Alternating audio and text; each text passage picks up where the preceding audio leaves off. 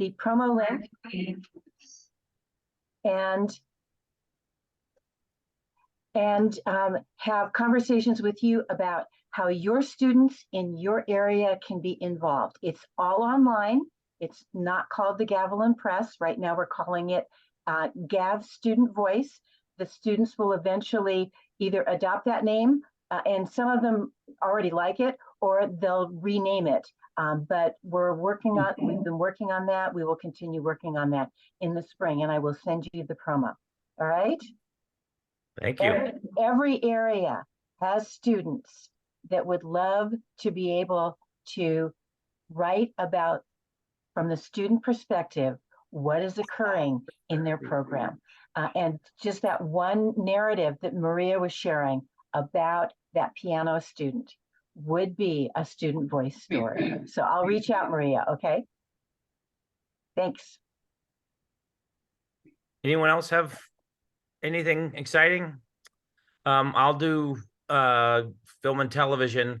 Every winter break, we have the 72-hour film competition, where we give the subject matter and it's like an object, a sentence, and a character to the different teams, and they have to create a film, write it, shoot it, edit it, and upload it in 72 hours. The winner gets $1,000, and then there are two runner-up. Their gift certificates to B&H, which is a store that sells film equipment. And then Tim and I take the runner-up out to dinner. It's the winner last year even wanted to give their $1,000 to go out to dinner, because we go to someplace fancy and then we talk and it's fun. A bunch of people found out where we were going, and they sat around, and but it's a fun event. It really has to. Filmmaking is a collaborative process, and so it takes a team, and it's a very fun but kind of pressured 72 hours to create a film. But some of the films that we've had submitted in the last 2 years have been absolutely amazing, and so this is our third annual. We're excited about it. You'll hear we're going to do a Gav TV News story promoting it, but it's not just limited to Gavilan students. People in the community can also join.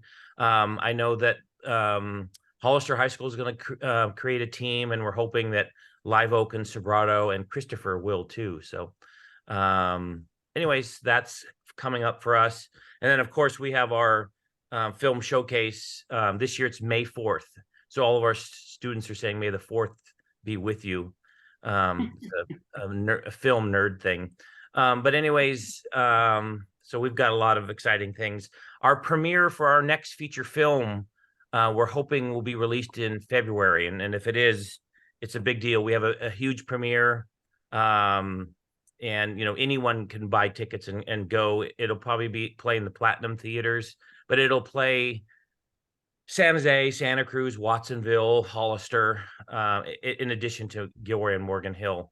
And we started the production during COVID, and it has been a work in progress for a while, but our distributors asked for changes, and we think it's going to be ready in theaters. So that's our exciting news. Anyone else have anything to share? Okay, let's go on to the next agenda item. Let's see. I know this is last minute and I didn't do more, but did we want to have a Christmas party? Last year I threw one, and I think, Maria, did you come? Last year, I think it was. I've been to all the other ones, but I don't remember if last year I went or not. I think it ended up, David ended up showing up at my house, and then it took me a week to get rid of him. So I didn't know, since I think only one or two people showed up last year. I didn't know if that was something that people wanted to do. I'm happy to do it.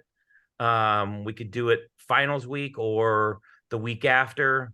But there didn't seem to be much interest last year. So Oh, okay. Yes, I'm sorry. There's the agenda again. Speak up if you want it. Otherwise, we'll let you celebrate with your families and get much needed rest. I think Okay. it would be nice to connect with everyone. I feel like I've missed seeing everyone this semester, but then again, I don't want Let's you to do all the work and not, but well, let's have a kickoff party at the next semester. okay. That Let's sounds good. have plan something. I don't want to offer up Denise's winery because she's not here to say no.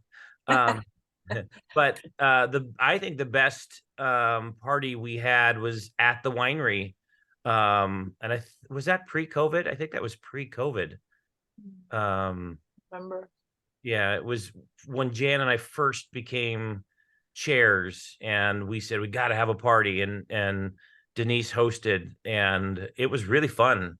And we had how many people would you say we had there? Had been close to 40. It was packed. Yeah. It was really fun. Albert played little guitar, and David told us bad jokes, and but it was fun. David's one of my best friends, so I can tease him when he doesn't come to a meeting. So it's fair game. But anyways, it was a very fun party. I will talk to Denise and see if she's interested. I'm happy to host it myself here if it's not good timing for her. But let's have a. Grant, your party this year was It was so bad that he got off the Zoom. That's what he's saying.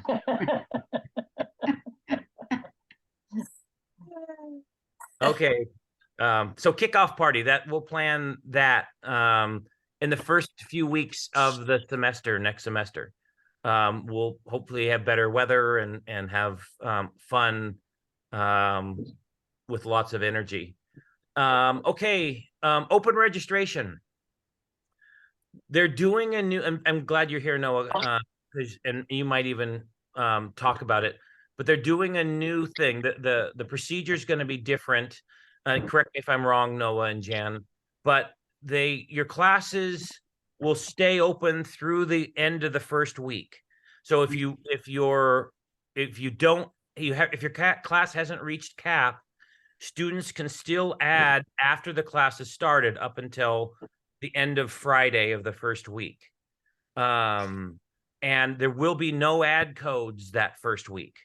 Now, they're also doing a thing with the waiting list that if there is a waiting list, when you drop somebody, the people on the waiting list will get an automatic email, person at the top, and if you drop 5, then the top 5 will get emails and then can enter. So they're trying to streamline it so that classes reach the cap. And Jan, you don't need to raise your hand, just interrupt me because I'm sure I got something wrong.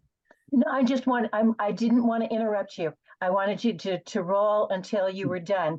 I wanted to add something, and Noah, also correct me if you have other information. The first day census is critical. There are 2 dates that we have to indicate to admissions and records. And first day, students are required to show up. That's face-to-face, that's HyFlex, that's online, that's synchronous, that's asynchronous. Students have to show up the first day of class. If they don't and have not made arrangements with you because of something, because emergencies happen, you must drop them. You must drop students who do not show. And that feeds what Grant's talking about. That opens up those seats for other students to have in their order in the waiting list, the opportunity to be automatically enrolled into your class. We don't need ad codes. The system is supposed to do it for us, but we have to drop first day missed students. And that means that if you need to give them an assignment that they have to complete and they don't complete it, if it's an online class, just showing up in the roster is not presence. They have to do something. And Irene was really clear about that we need to clear our roles immediately first day and then later with the second census. Thank you, Grant. And Noah, is that how you understand it as well? It is, yeah, thanks for that. The one thing I'm still following up with is I want to get a little bit more clarity on the timeline for asynchronous classes, because I know a lot of times students don't log in like the very first day of the semester for an online asynchronous course. And so I do think that there's a little bit more flexibility with the asynchronous courses. And so I'll follow up to get more guidance from Modi and from Irene about how much flexibility we have. I mean, in person is different. Obviously, if they're not showing up, for the first day of class, that's an indication that they're not going to be taking it unless they notified you prior. But again, for the online asynchronous, is folks that have taught in that modality know, I'm sure, is sometimes they log in the second or the third day, and so I'll get some more guidance on that. Yeah, I would appreciate that, Noah. What that? I've been doing is I would have like an introduction assignment due Tuesday night, and then I send out a thing Wednesday morning if they don't participate and drop them Wednesday evening. But I think Monday seems a bit much for that.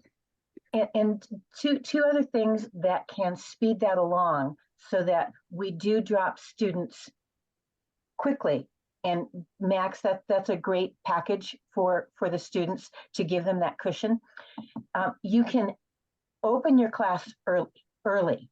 Your class doesn't have to wait until the Monday of the first day of class. You can open with what they call week 0, and you can alert students that there is an assignment that is due the first day. And I put it in many places so that students understand you have to do this to hold your seat. So they're alerted not first day, they're alerted the week before. And it's usually Wednesday. I don't try and do it Monday of the week before, but I do it midweek of the week before with week 0. And so I don't know about the flexibility of drifting like 2 or 3 days. And the reason I say that is each student that gets the notification to add, not with us in an ad code, but in the system, has 24 hours before they lose their spot. And that could slow things down at the end of the week. And Irene will know more about it, Noah, in terms of that.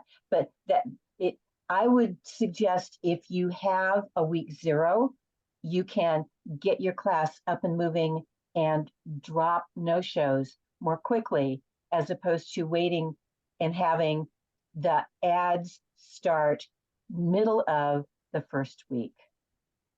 Deborah, did you have your hand up or? I did, but Jan covered it already.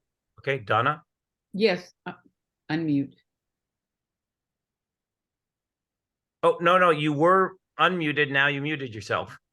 So you heard my dog. Oh, my apologies. I'm sorry. Didn't mute it. Oh, okay. Sorry. What about the students who have just been added? Do they have to do an assignment within 24 hours? I don't quite understand how that would work. Because we're requiring that the students who are enrolled complete an assignment that first day. So if you are added on, let's say students don't complete the assignment or are no-shows, do the new students have to complete within 24 hours an assignment before they are officially enrolled to take the place of those who did not complete the assignment or were no-shows? I don't know if there's a specific rule. What I do is when they add my class, I reach out to them and say, this assignment has this was due. Please try to complete it within the next couple of days. Noah, is there a specific rule? No, the answer is no, Donna. They don't have to submit an assignment within 24 hours. Once they're notified that they have a spot in the class, they have to on their own go and register. So A&R doesn't automatically register them in the course. And so by them registering the course within that 24-hour window indicates signs of life, so to speak. The whole idea is that what we're trying to do is remove students from the roster that are either not actually intending to take the course, or that are, you know, either fake students, or they maybe forgot and just aren't planning to take it. But if the student has registered in the course within that 24 hours, that's an indication that they are planning to take the class. All right. The kind Thank of you. assignment that that was discussed in department chairs when Irene presented could be something as simple as asking a student to read the syllabus and Mhm. answer some specific questions about the class. So it I give a doesn't have to be, questionnaire. Yeah. it does Yeah. not have to be specific program content oriented, but it is about the class. So they've actually gone in, opened things up, and have, with some level of knowledge, answered, as opposed to just saying, hi, my name is, and my major is, and moved on. That there's something substantive that has, where the student has engaged, but it's simple. Yes. Okay. Thank you. Thank you. So, Noah, I wanted to make sure that what I do is okay. If my class is full, I tend to raise caps so that there's more room. But if I was at cap and I didn't want to add any more, then I have to follow that rule. But if my cap is set at, say, 60 and I have only 55 in the class, can I hold off a few days before dropping? Because I really do, in asynchronous classes, a lot of students will wait till Wednesday, Thursday, Friday before they actually get into the class and get started. And I don't want to drop people who will actually take the class. But I think if there is room, so I'm not keeping anyone else from getting in, wait a few days. Is that personal policy okay with you? It is, that makes sense. And again, I'll follow up with Irene and Modi to get their specific guidance on how long to wait for an asynchronous course before dropping, because I agree, dropping on the very, very first day is problematic for a lot of reasons. Yeah. Any other questions about the new open registration policies? I have a question. Yes. So my understanding is we have a open day roster, then we have first census, then we have second census. Yes, correct. Or That's correct. Although I don't know, Jen or Grant, if you know, the first day, I don't know if A&R needs the roster on the first day. I think that's just internally within your class to be conscious of looking at the roster the first day and seeing who shows up, who doesn't. I don't think A&R needs any sort of there's nothing in banner you have to submit on the first day. It's just the first census. the reason why I ask, I teach the late start that we started the last 6 weeks of the semester, and in the past, every time, typically a week into it, that's my first census. It has to be very quick because I have to identify fake students, right? And I did that. And then I got the email saying that you did not complete your first census. And I looked, obviously I completed, and I said that wasn't the first census, that's the opening day roster, which was completely new to me. So there was this misunderstanding of, I had no idea that I'm supposed to do opening day roster. Okay, So I'll follow up with A&R. yeah, I mean, we've completed it, we've cleared it, but it was something new that I've never encountered. So wanted to make sure that going forward, if it's a thing that's going to be implemented, want to make sure that I understand it. Yeah, a couple other things that I heard that were different is, how we often would get ad codes just a day or two before the classes start.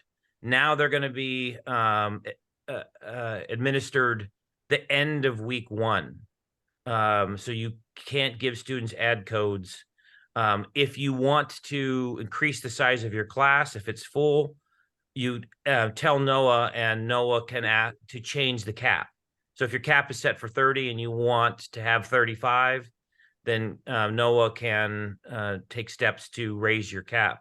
But you can't actually give students ad codes until week 2. I'm correct, right? Yeah, I think. Yeah. Go ahead, Albert. Yeah, I was just going to say, this is 100% improvement from the last process. The last one was really, it was good intentions, but it didn't work. So I'm cautiously optimistic about this way. Yeah. The other thing is they really want the wait lists are going to be a bigger deal. More the first person on the wait list is got to be the first person in, and it's et cetera. So they are actually going to be notified when there's an opening in your class. They'll get an email, and then so that there's some structure and organization to students getting into classes. So I do think that they're trying to hear our the issues that we have, Albert, and make them better. So I think a lot of the things they've done is will improve registration. So any other questions about the open registration? Okay, the next thing that we've been talking a lot about in department chairs is AI. And if you're interested, I can send you Trudy. Do Noah, Jan, do you remember Trudy's last name? No. Modi brought in an expert from another community college, and at her college, she led this task force on studying AI.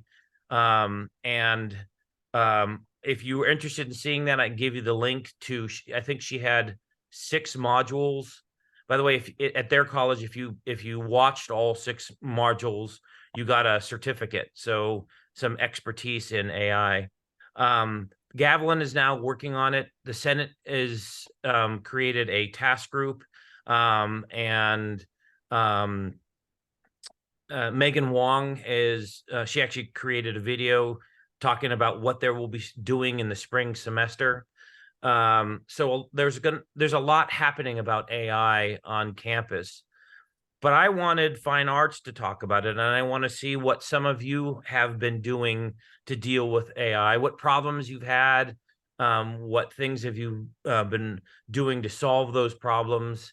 And then I know that in convocation, we're going to have, I think Trudy's going to come back for a 3-hour session on the Thursday before the mandatory session. And then I think there's talk of Scott setting up a couple of blocks where we talk about it here, on that Friday as well. So it's a big deal. A lot of people are talking about it, but I want to hear what you all are doing about AI. What questions you have, problems you've had, things that you've done to address it, etc. Yes, Donna. Yeah. I'm unmuted now. Got it.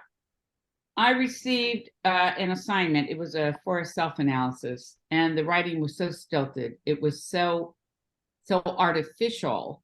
I knew it had to be AI because it wasn't the student's voice. I know the student well.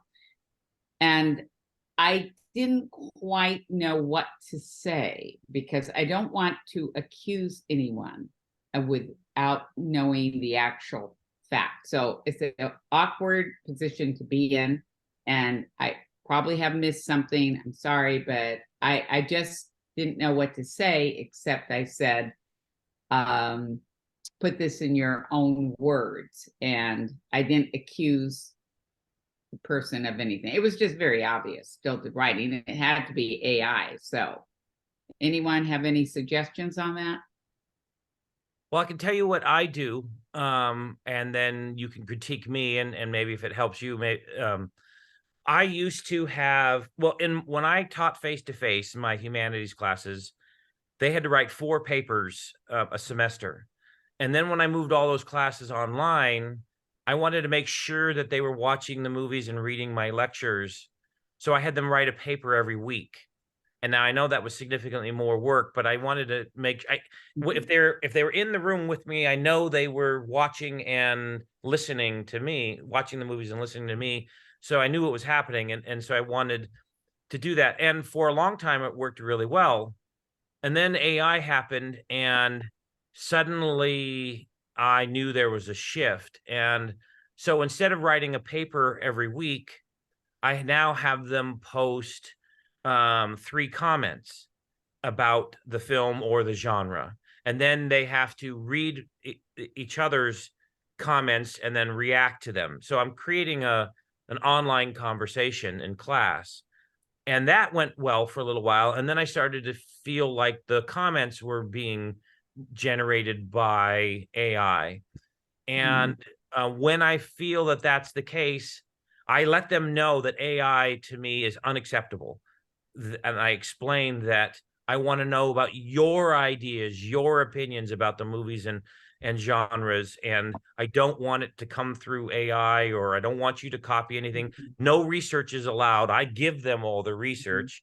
And so I say, if I suspect that your comments are generated by AI, I'm going to reach out to you, and then we have to talk.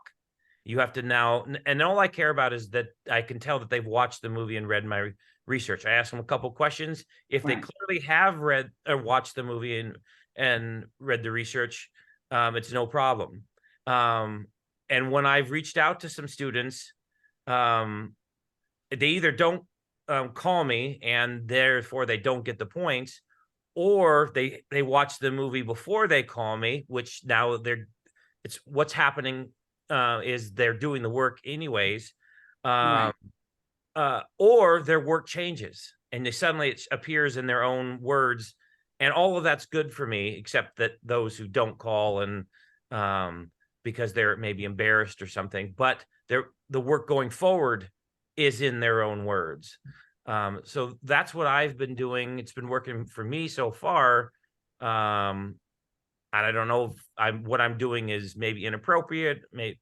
Feel free to chastise me if you think I need to improve. But I responded, in my case, I responded very gingerly because I didn't want the student to say, oh, I have been accused of using AI, but I doubt they would do that if they did use it. It was very obvious. I mean, any one of you would have noticed that without even knowing the student. It just wasn't natural writing. So I just don't know if we would be held accountable if we did suggest that a student was using AI. That's my concern. I mean, if you falsely accuse someone of, but so it was easy when someone would plagiarize something. I could find passages and always catch them. Here, I let them know in advance. If I don't feel like you have watched the films and listened to my lectures, or I have a feeling that the source is coming from, I'm simply I need to talk to you about it. You can call me, you can meet me on Zoom, you can come to my office, and we talk for a few seconds. I can tell whether you've seen the movie, and then I'll give you your points. And if you say it up front to everybody, it's not like you're singling someone out. You're just saying, can we talk about your and that has worked for me so far. So I'm not really accusing anyone. You're bad. You're stealing. You're like plagiarizing clearly is, because I catch them. This is now you need to talk to me, and it can be brief and it can be simple, like on Zoom or whatever.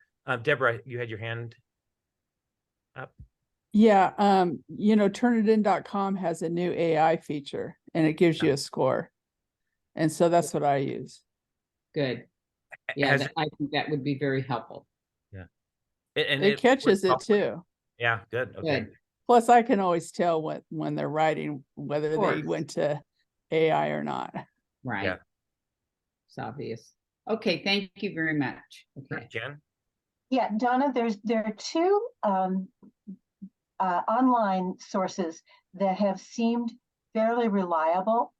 In addition to Turnitin, one of them was actually written by a graduate student when AI first came out, and it doesn't accuse, but it flags, and it flags by percentage. And over in the STEM area, there's another one that they use, and I'm going to get that link from Patrick Yu, and so I'm going to send out to the entire department those two links. the way I structure it in my class is I indicate that I want them to do their own thinking and use their own words. And it's especially critical when they have to write longer essays. And so I actually let them know, and it's similar to grants format. I let them know to understand, and they get all the review material before they're tested. They've already taken quizzes, from formative to summative. They've already worked in the material. So they've used their own words in little responses, and then they have to expand on some key areas. And they get to choose which essays they respond to. When the system, and I tell them all the work is going to be put through an AI detector. So I have alerted them at the beginning.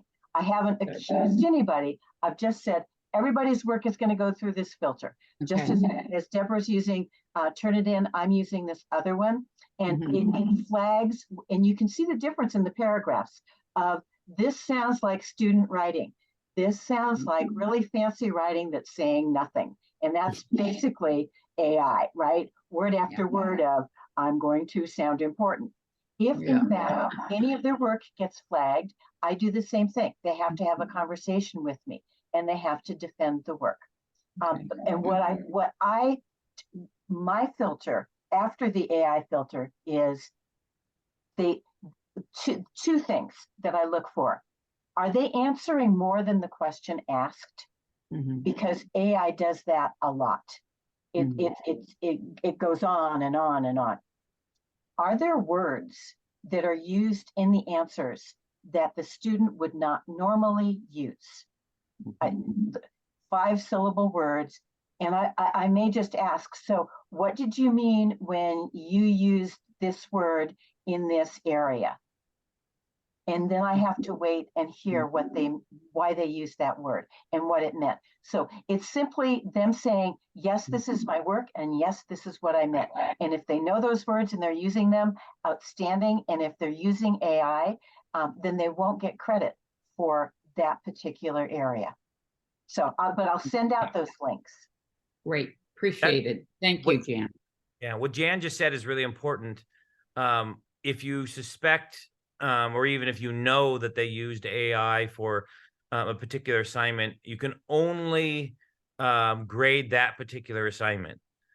We used to, if you catch someone plagiarizing in the past, you could, that was grounds for someone flunking the class.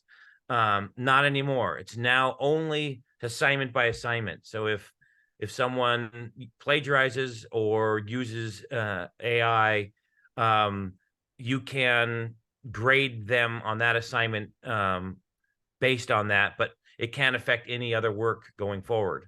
I personally now watch and read their work a little more carefully, looking for it, but it won't affect grades if they're not actually on other assignments or their grade in the class. So it's assignment by assignment. So Jan, you have your hand up? One more thing specific to AI. There's a whole range for the uses. And some people have compared it to, well, in math, it used to be you couldn't use the calculators, and now you can. And in the presentation that we saw with Trudy, and we only saw a brief one as opposed to the entire 6 hours, or it's actually 6 sessions that are now available. Plus, we're going to get her for Thursday before start of spring semester. There are applications for AI that students are going to be required to know on the job. And Arturo brought this up at our last meeting. And what we need to do, and this is why Scott's forming classes on this for us, and there may be classes moving forward, is students are going to need to be able to know how to use this effectively in their careers. It's not a, did they cheat on an essay question somewhere? All right, this is going to be a tool. How are we as an institution going to incorporate the use of AI, and what standards are we going to set up for them as guidelines in both both in career training, think of computer science and writing code, and the other types of creative work. And that includes creating films. Do you ask AI, do you ask ChatGPT or another system a prompt for a film idea, Grant? Do you ask, and this goes to arts and music, do you ask it to give you ideas? Do you ask it to write an outline? And right now we don't have guidelines, which is why we're trying to have all these classes and set up what those guidelines will be. And then internally, that the instructor is going to have those guidelines for their own class.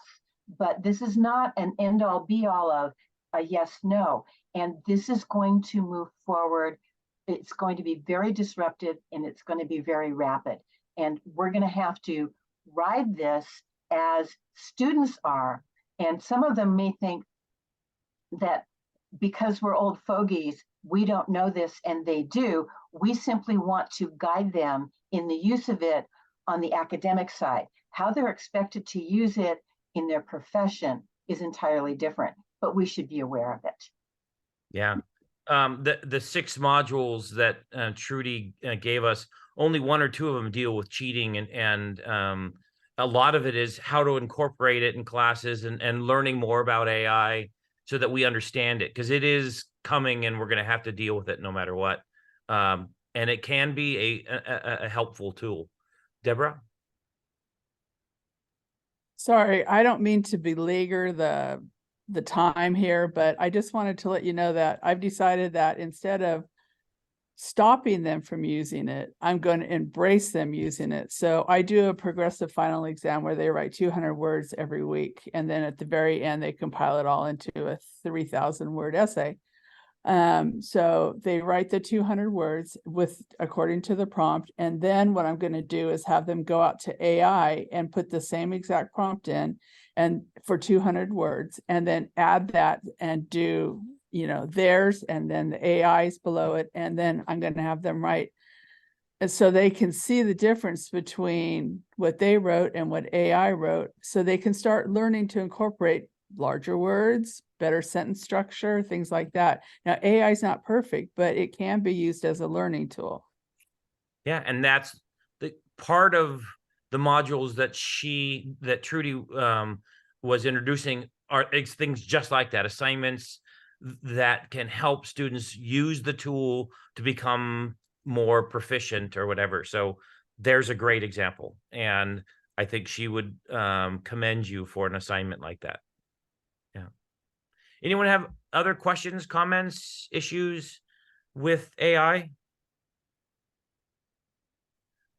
Lots of sessions, lots of work groups and stuff happening in the spring. So if this interests you or worries you, please join during convocation. And there's Megan Wong is starting a work group to set up guidelines and such. If you're interested, she's asking for people to join her work group. So we can give you more information if you are interested. Okay, the next agenda item is auditing classes. This is kind of a small thing. We started working on this with Danae when she was our VP. She loved the idea. It's particularly helpful in fine arts classes. Imagine, Maria, you had a student who's taken your class, your piano class, 2 or 3 times, and he or she has completed all the classes, but still wants to play, still wants your help, still wants to be there. That student can now, we're hoping that student can audit your class, and the college still benefits.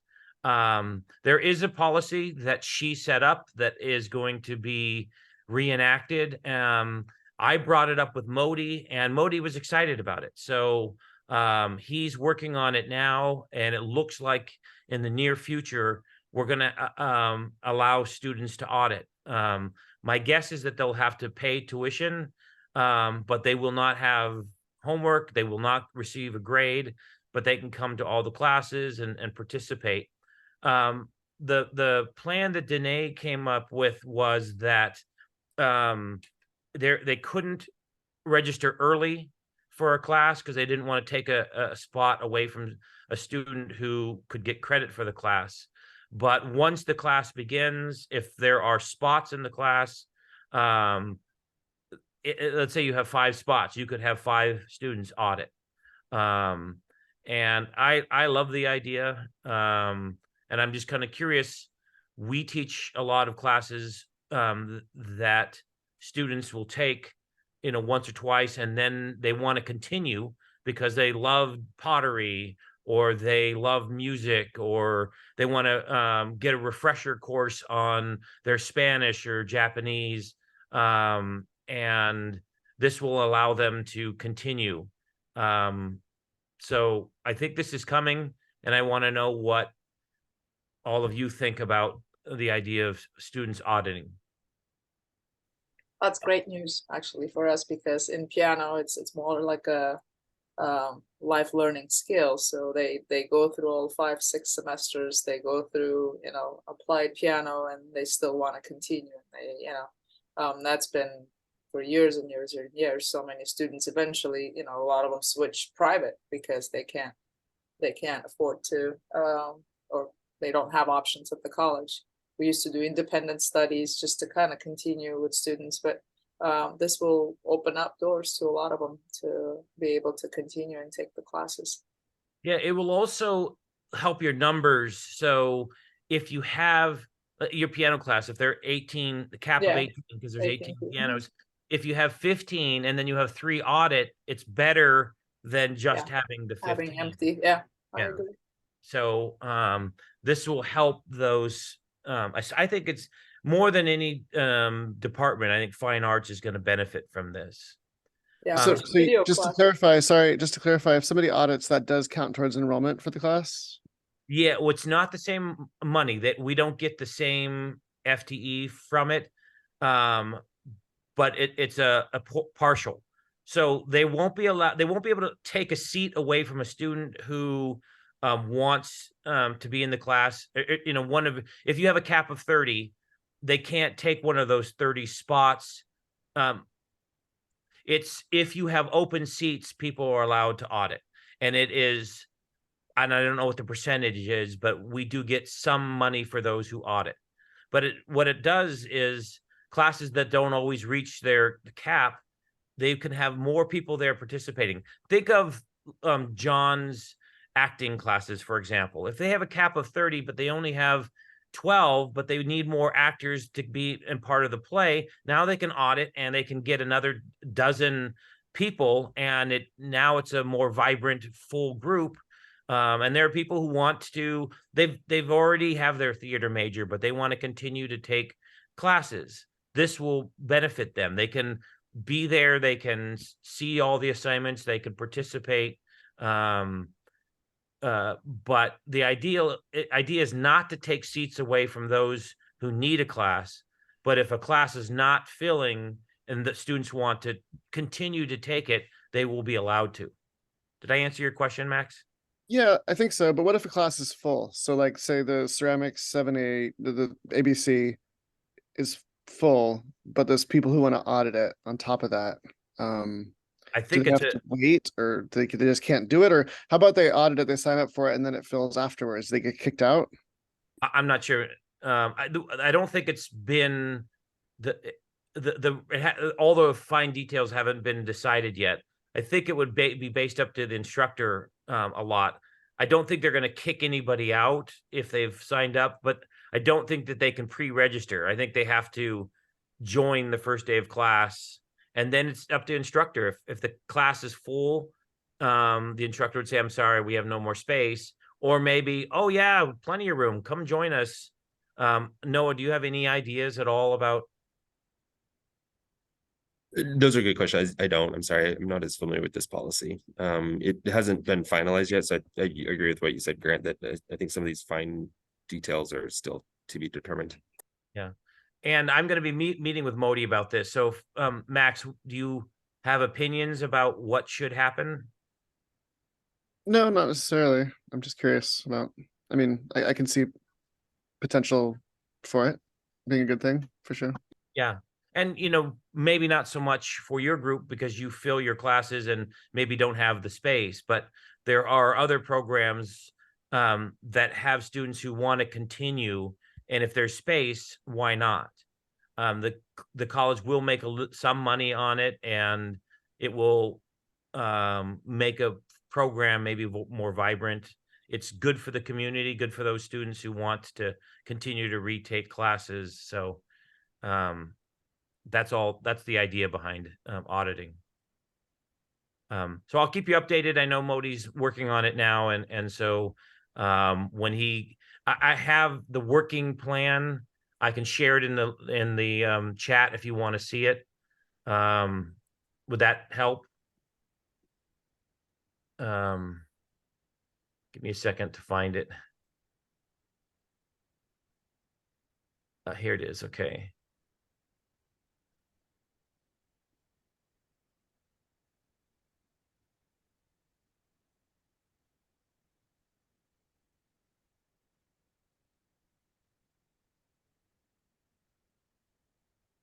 So I just sent it. Can you open that document? Yeah, it opens. Thank you. Okay. So that's the working plan as of now, and we're going to be hashing it out a bit and fine tuning it. So let me know if there's things that you like or dislike, and I can talk with Modi about it. But it looks like it's likely to happen at some point soon, which I think some of our programs would really like. So, all right. Next agenda item is the reports. And Sharice is not here, so that cuts the first two, GCFA and Senate. Noah, do you go to Senate meetings? I do. Yeah. Is there anything that Senate is working on that? The two big things are the two topics we already covered. So Irene came to the last Senate meeting and did a presentation about the ad code waitlist changes for the fall, no, for the spring, and then the AI discussions. Okay, good. So it's good to know that department chairs and Senate are working on similar things. And you can see why I wanted them on our agenda, because they're the important issues that have been discussed. So, okay, the next agenda item is curriculum. And Noah's at all the meetings. Jan goes to all the tech reviews. And then Jan and I both go to the curriculum meetings. And a lot is happening. Jan, why don't you start?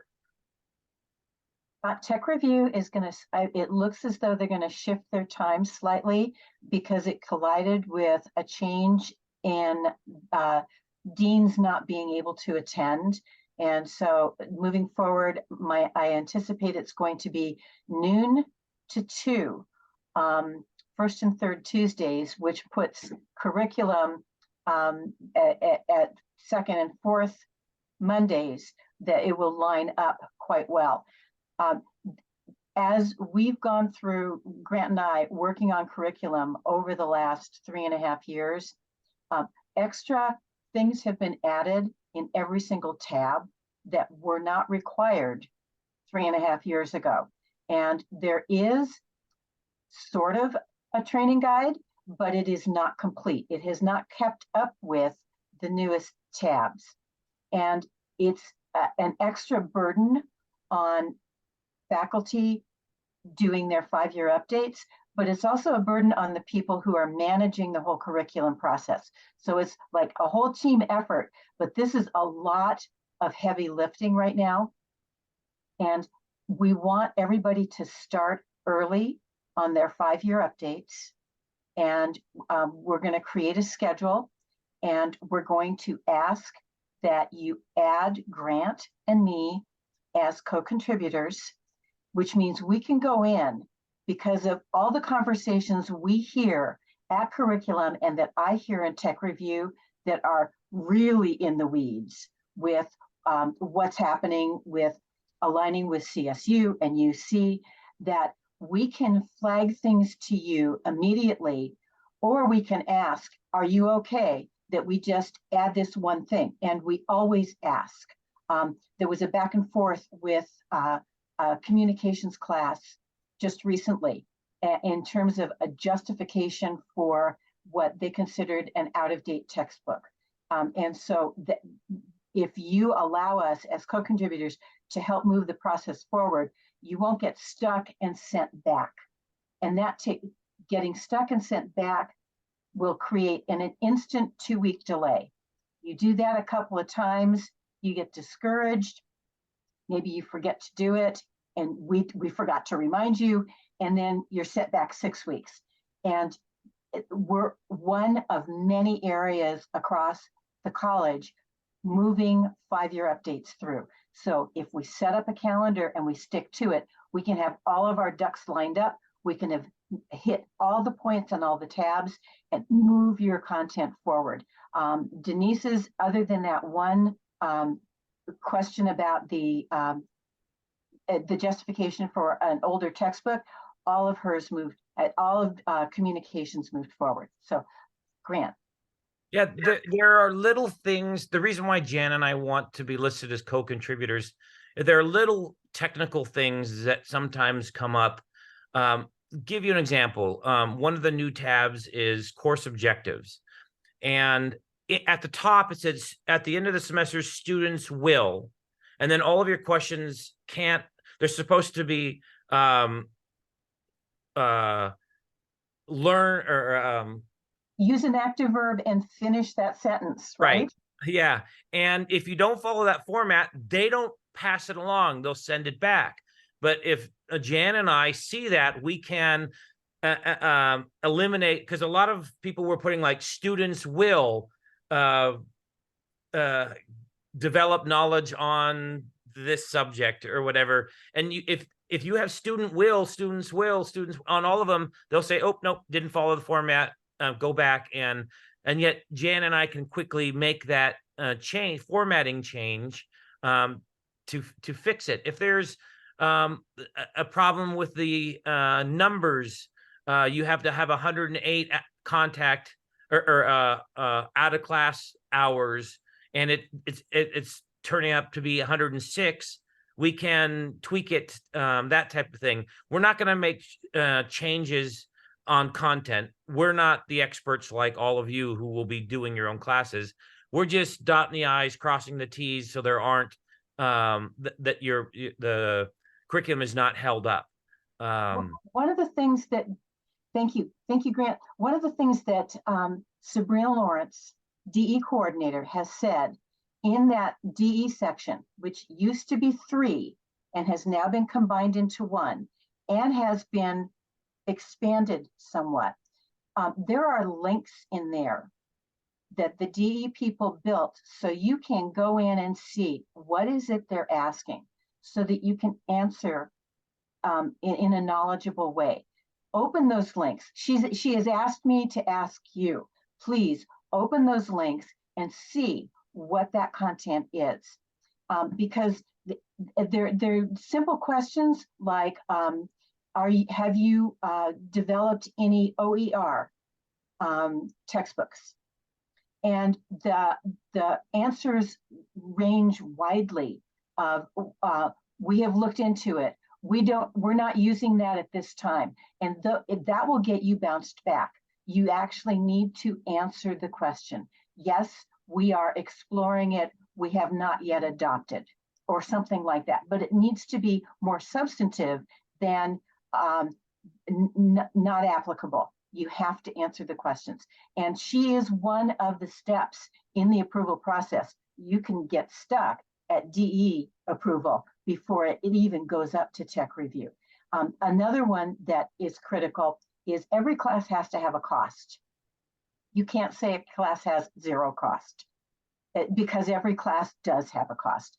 And what those costs are, you can ask Grant, you can ask me, you can ask Noah, but a number has to be put in there. It's these little nits that can, that 2-week delay to another 2-week delay to, we hit the end of the semester. This semester, we actually have an emergency curriculum meeting next week because of classes that weren't going to be able to be offered, even though it's not in our area, even though they were in the schedule, because they truly did not meet many of the metrics that the curriculum committee is expecting. So it has gotten, in the last 3.5 years, way hard in understanding what's expected. And I apologize, there's no manual of the newest tabs, but Grant and I are your advocates all the way through. Yeah, and the other thing that to maybe be a bit scary is that Modi said that he is now going to hold firm that if the class goes beyond the 5-year update, that he's going to insist that it get updated right away, or they're not going to offer. And it has to do with accreditation and also being, well, there were several reasons, but we can't let classes slip through the cracks, and otherwise there might suddenly in one semester they can't be offered. Deborah, you had a question? Yes, I know I've asked this before, but I'm going to ask it again. Asian art is listed as one of the art history options, and we don't even offer the class. So I would like to create it. We have an OER textbook that I just got a grant for that will be finished this summer. So it will be a ZTC course, and then one that we can say, well, we do offer because now we have one. Can I put one together? I cannot answer that. I think you, Max, and Arturo need to decide whether it's something that should be, and then you pitch it to Noah. Yeah, we think it should be. We absolutely do. Okay, then once you get Noah's approval, then yes. Noah? Yeah, I'm sorry. I know they have an outstanding email about this from you. I'd be in favor of that too. I want to follow up just to get some basically see if there's resources that we could use to pay for your time. You know, if curriculum development is under the responsibilities of the full-timers, it's, you know, part of their load. But for part-timers, I want to make sure that we're not, you know, asking you to do stuff that's working for free, essentially, for the college. So I want to, that's been my holdup, is I just want to find some funding to be able to pay you for that curriculum development. Okay, so should I just wait then? Well, there's a few options. I mean, if you want to get started, since Max is giving the go ahead for it, and I'm in favor of it too, you can. I just haven't figured out the funding piece of it yet, and so that would just know that I'm still working on that, but that hasn't been confirmed yet. Well, I'd like to work on it in January when I'm not teaching, so. Yeah, it sounds like fine with me. Yeah, you could get started. It's a very long process. When we create a new class, once it goes through the first read, it will go to Rosa, and then Rosa's going to have to bring it to the state chancellor's office for their approval. Then it comes back, and then it starts the process, kind of like a 5-year update. So I'm not sure when you're hoping to teach it, but it does take a long time for a new course. Yeah, I just finished one up at EVC, and we finally get to launch it in fall of 2024. It took 2 years. Yeah, so that, in my opinion, knowing how long it takes, the sooner you can get started, the better. Yeah. So that you can actually start teaching it. And actually connect with Rosa as you're working on it. She is an enormous support. Okay, great. Thanks. Yeah. Sounds exciting. Any other questions about curriculum? James did give us an updated list. There were several classes on there that were not on the last list. So we got to keep looking at the list and making sure all of our classes are updated regularly. And Noah, Jan, and I will continue to send the lists to the different programs to make sure that we're keeping updated. So yeah, I'll follow up offline, but just to give you a heads up, not to put any program Albert and David, I talked to you both already about the Spanish 2B and Spanish 12B. So those are urgent. And then the other urgent one that's past due, but it's on the schedule for spring is Music 15. So Maria, I'll have to work with you and David about that one, because the goal is that we could actually get it through curriculum at the beginning of the spring semester. Because if basically the consequences, if we, and this is why Modi is moving towards not offering, just full stop, not offering a class if it's expired, is that if it's caught by the auditors that we're running a class that's expired, they could either A, take the credit away from the students, or B, have the college pay the apportionment back. So it's pretty serious consequences. And so that's the one that we want to focus on, is Music 15, Spanish 12B, Spanish 2B. And the gallery assistants as well, right? No, oh, sorry. Anyway. Sorry about that, Noah. The gallery assistants as well, right? The 41. Ooh, yes. Sorry about that. Yeah. Okay. And then with that one, just, I don't know if this comes back into the auditing question, but some students who took it last or this semester are asking to take it again. It's a 1-unit course, and really all we do is set up the shows, take down the shows, make marketing material, that kind of thing. Is that one that we could have repeatability, or is that still not an option? Maybe there's a conversation for me and you to have later. Yeah, I'll I have to look into that. I don't know off the top of my head. If they're updating it, Noah, can they change that to create repeatability? That's, I guess, my question. That's perfect, Jan. Yeah. I don't know. I mean, I'd be in favor of it. I just don't know what's allowable, so I can look into that.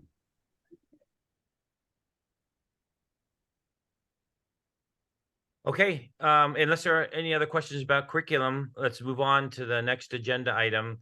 And it's budgets. And before I turn it to Jan, in the last department chairs meeting, Marilyn, the VP, was supposed to come in and give us a presentation on restoring all department budgets. I think the goal is to get our budgets back pre-COVID. And I guess they're working on it.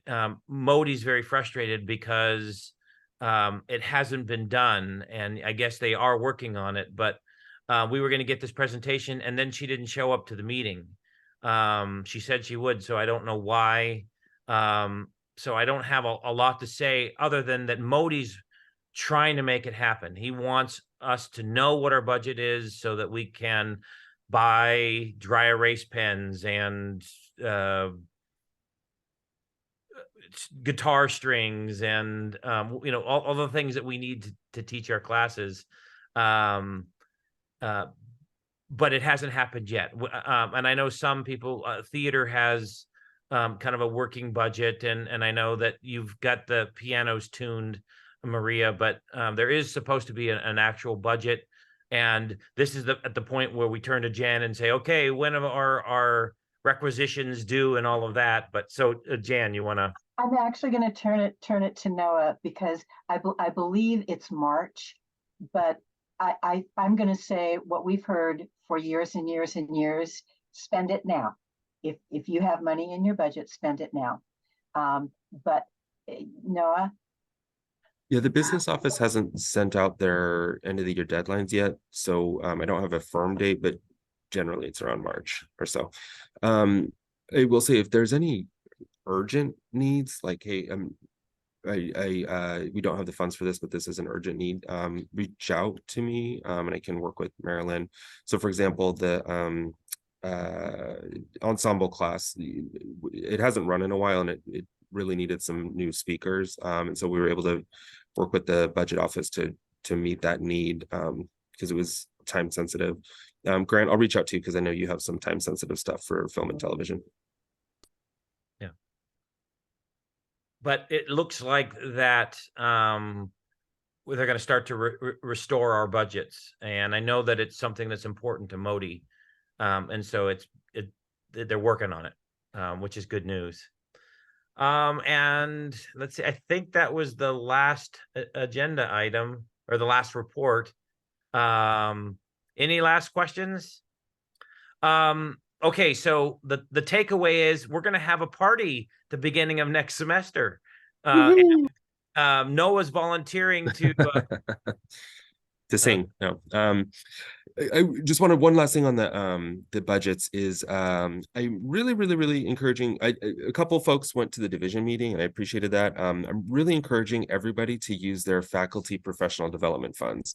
Last year there was only one faculty member in the entire college that used their funds, and so this money is literally just sitting there. It's obligated by the contract.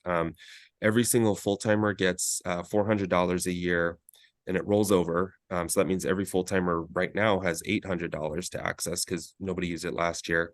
Every part-timer who's taught for at least 4 consecutive semesters, has access to $200 a year, and that also rolls over.